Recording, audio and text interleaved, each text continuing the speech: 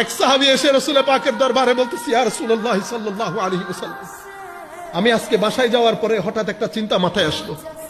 কি? ইয়া রাসূলুল্লাহ, আমরা দুনিয়াতে থাকতে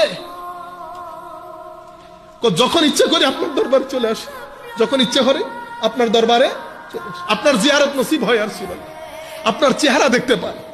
কিন্তু আমি মনে মনে চিন্তা করতেছি, ইয়া রাসূলুল্লাহ, যদি মারা যায় তো আপনি তো আপনার র্যাঙ্ক অনেক উপরের হবে, আমি আপনাকে কোথায় খুঁজবো ইয়া রাসূলুল্লাহ? দেখতেছেন সাহাবায়ে কেরাম সকাল সন্ধ্যা জিকরে রাসূল নিয়ে কিভাবে ব্যস্ত থাকতেন। সাহাবী এই প্রশ্ন করলেন, আমার আল্লাহ কোরআনের আয়াত নাজিল করে দিয়েছেন, আমার আল্লাহ কোরআনের আয়াত নাজিল করে দিয়েছেন। ওই আয়াত, মাআল্লাযীনা সিদ্দিক ওয়া শুহাদা ওয়া সালিহিন ওয়া হাসুনা উলাইকা রাফিকা। আপনি যাকে ভালোবাসেন, যার অনুসরণ করবেন, মনে প্রাণে যাকে চাইবেন, আপনার কিয়ামত এবং হাসর তার সাথে